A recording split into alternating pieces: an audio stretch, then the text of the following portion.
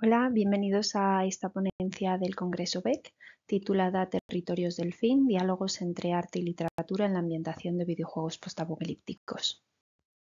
En primer lugar, es necesario contextualizar este marco teórico, este marco narrativo, dentro de un proyecto mayor. Se trata del proyecto Digitalización de Espacios Expositivos con Fines Educativos y Didácticos, apodado DEXED, que propone una metodología estándar para la digitalización de exposiciones artísticas, literarias y culturales, que permita así su integración en contextos educativos y divulgativos. A través de recorridos 360 y realidad aumentada, lo que DEXED busca es enriquecer la experiencia del visitante presencial y virtual, conectando las piezas expuestas con contenidos complementarios y actividades didácticas. Es decir, que DEXED trata de visibilizar el acceso a exposiciones y contenidos culturales a través de medios digitales, democratizando el conocimiento y ofreciendo oportunidades a todos los públicos, mientras permite personalizar la experiencia educativa según las necesidades, ya sean de los usuarios o de las entidades colaboradoras, maximizando a su vez la accesibilidad y la adaptación de contenidos culturales. Es en este entorno, en este proyecto, donde se encaja el proyecto expositivo número 6, llamado Game Territories, Reimaginando Mundos Virtuales, que pretende rendir homenaje a los escenarios icónicos de los videojuegos, traspasando así la pantalla para sumergir a los visitantes en una experiencia visual única. Es decir, que ofrecemos a través de este proyecto expositivo la oportunidad a artistas contemporáneos de que reinterpreten los paisajes de títulos como Dark Souls, The Last of Us, Horizon Zero Dawn, estableciendo así un diálogo con referentes artísticos y literarios. Estas reinterpretaciones por parte de estos artistas invitan a ver a los videojuegos como una narrativa visual y emocional, conectándolos con tradiciones que exploran lo humano frente a su entorno. Pero antes de lanzar este proyecto expositivo, es necesario volver a los orígenes, a ver esas referencias artísticas, literarias y culturales que los propios desarrolladores han tenido en cuenta a la hora de crear estos escenarios postapocalípticos en sus videojuegos. De ahí la ponencia de hoy. Es decir, que lo que este proyecto pretende hacer es rendir homenaje a los escenarios icónicos de los videojuegos, que a lo largo de todos estos años han permitido sumergir a los jugadores en una experiencia única. Estos videojuegos no son solo productos de entretenimiento, sino que también conforman territorios simbólicos que condensan imaginarios culturales, referencias literarias y sensibilidades artísticas. Para ello, esta selección de videojuegos se apoya en una gran variedad de géneros: acción, aventura, mundo abierto, RPG, lo que denominamos survival horror, todos ellos ambientados en diversos escenarios distópicos y o postapocalípticos, donde se va a hacer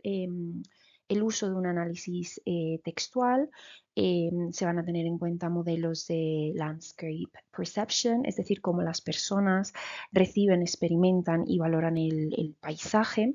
Y también tendremos en cuenta el papel que, según Catherine Ware Thompson, juega la estética en el valor del paisaje. También se tratan otros aspectos como el post-environmentalism y el concepto de antropoceno, es decir, la era marcada por el impacto irreversible de la actividad humana sobre el sistema terrestre, o incluso el concepto artístico del sublime llevado al postapocalipsis, para conformar el marco teórico que guía esta propuesta. Por tanto, lo que se plantea es un recorrido panorámico para establecer un análisis comparativo entre estos mundos virtuales y sus referentes artísticos, literarios y culturales, explorando cómo se construyen atmósferas, cómo se articula la narrativa espacial y cómo el jugador se convierte en habitante a la vez que lector de estos territorios.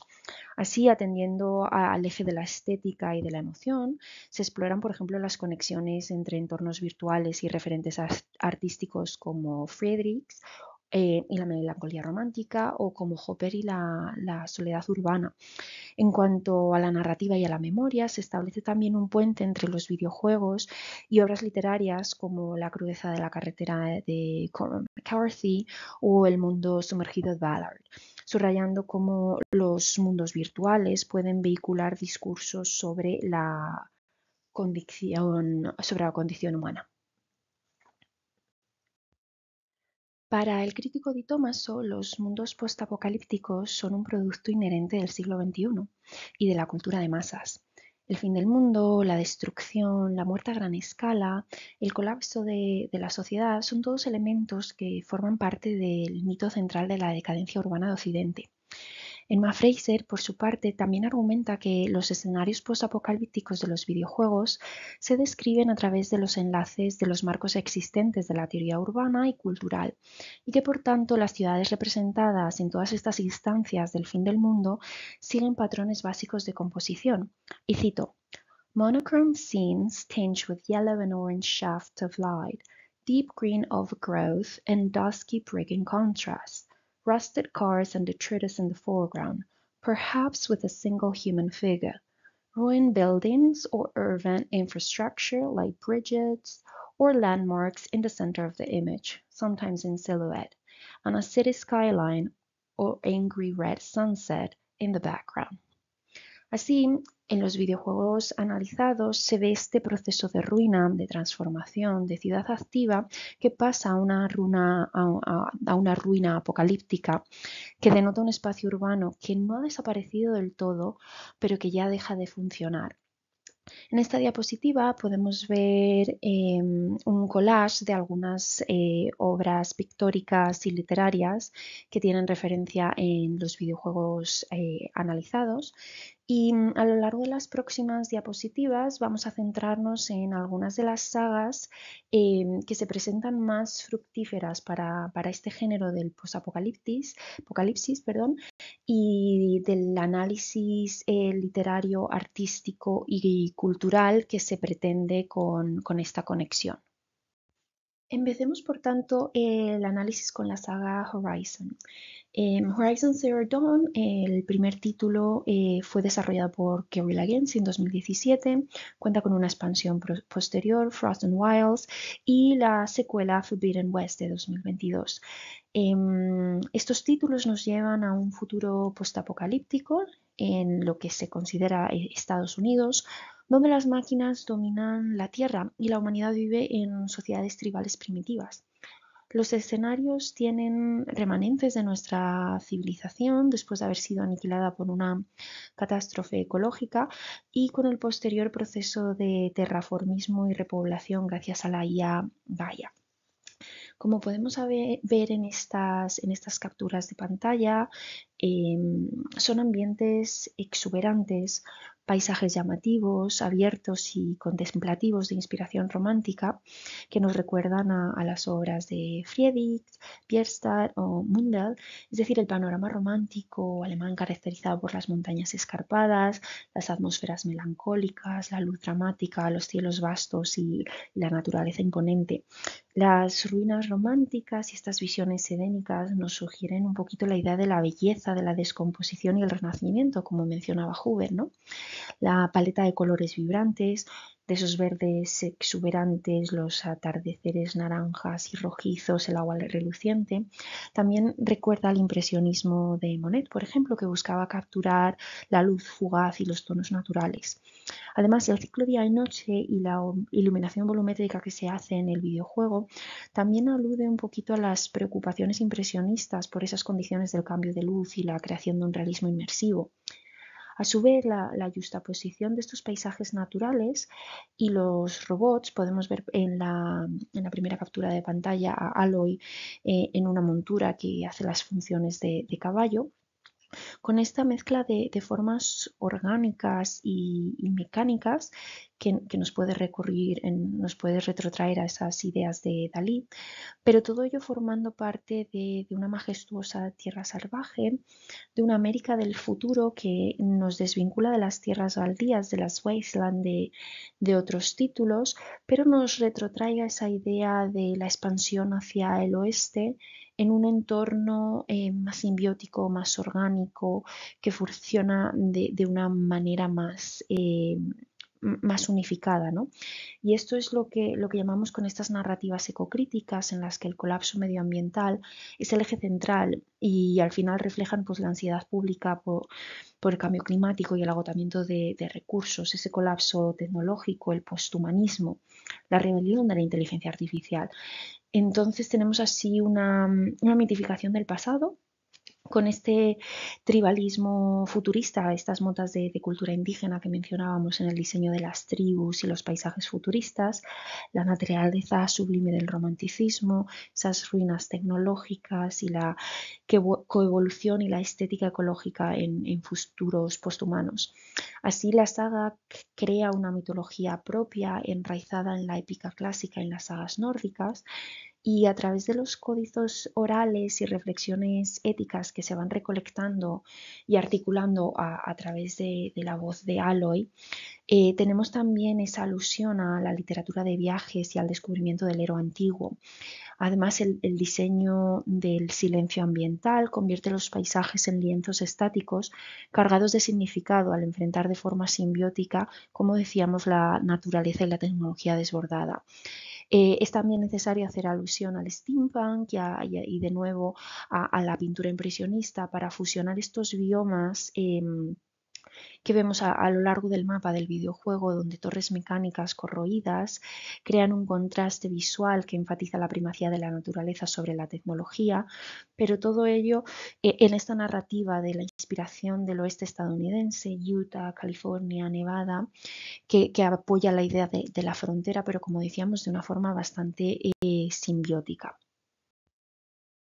Pasamos ahora a la saga The Last of Us, desarrollada por Naughty Dog, que nos ubica de nuevo en un Estados Unidos postapocalíptico, pero en este caso tras la infección del Cordyceps que convierte a los humanos en zombies. Aquí vemos ruinas postapocalípticas, narrativa emocional, la naturaleza reclamando espacios urbanos, también en un contexto de posthumanismo.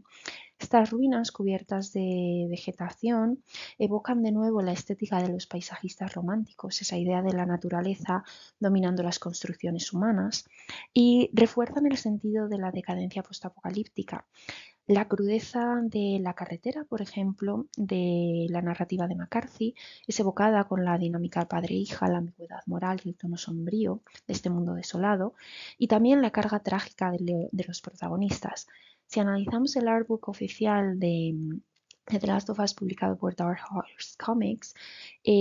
exponen en más de 180 páginas el arte conceptual donde se hace alusión al expresionismo alemán, a la fotografía documental como referentes para esta paleta de grises, ocres y la composición de planos en ruinas urbanas. La apuesta por el hiperrealismo en texturas e iluminación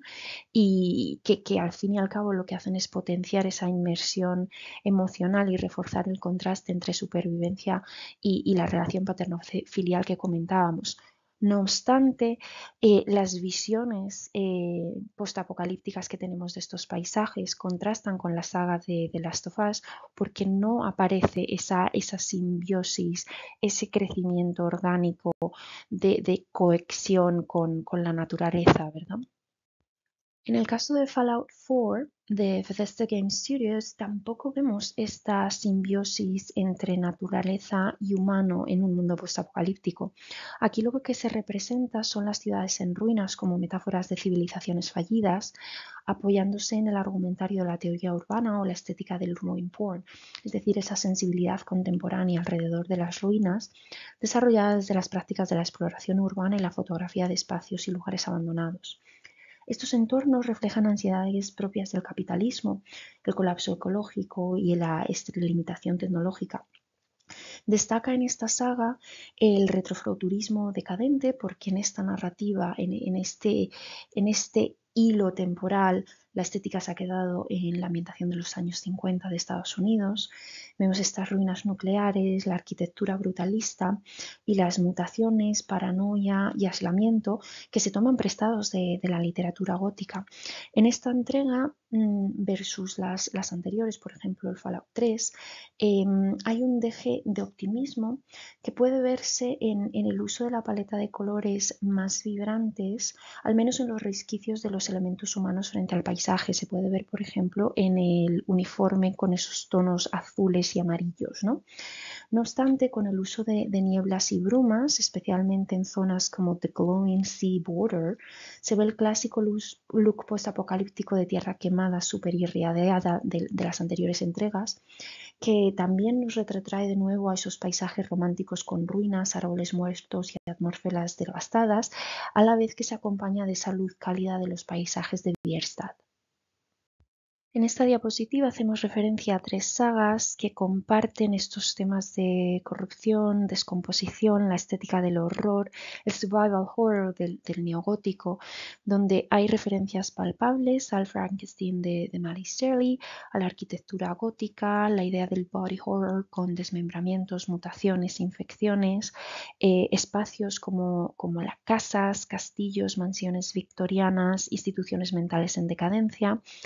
y también otras alusiones como pueden ser al surrealismo, a Kafka y a Lovecraft, a los thrillers psicológicos o incluso a textos de Poe que abren perfectamente la narrativa de Silent Hill 2.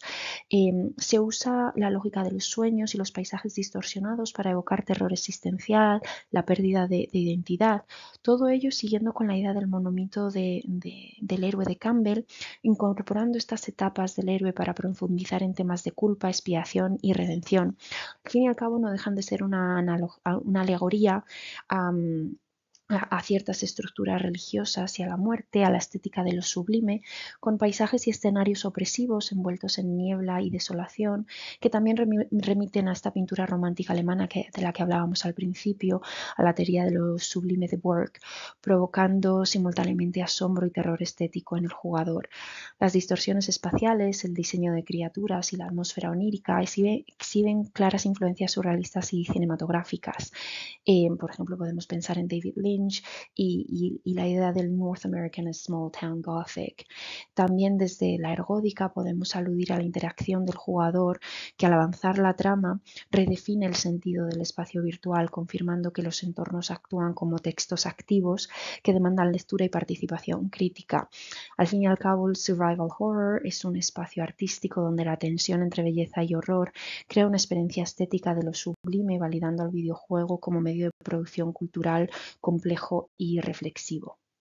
Se pueden hacer muchas más alusiones a diferentes videojuegos, pero sin ánimo de llevar esta presentación más allá de los límites permitidos, vamos a cerrar mencionando el hecho de que los videojuegos postapocalípticos reactivan las sensibilidades románticas y góticas para explorar el colapso de la civilización, la fragilidad humana y la persistencia de la memoria. En ellos, el paisaje devastado no es solo un fondo, sino un personaje más, el task space de Ingold, donde se inscriben dolor, esperanza y la lucha por buscar sentido en un mundo roto, demostrando así que son espacios legítimos de producción estética, crítica y cultural. Muchísimas gracias por su atención.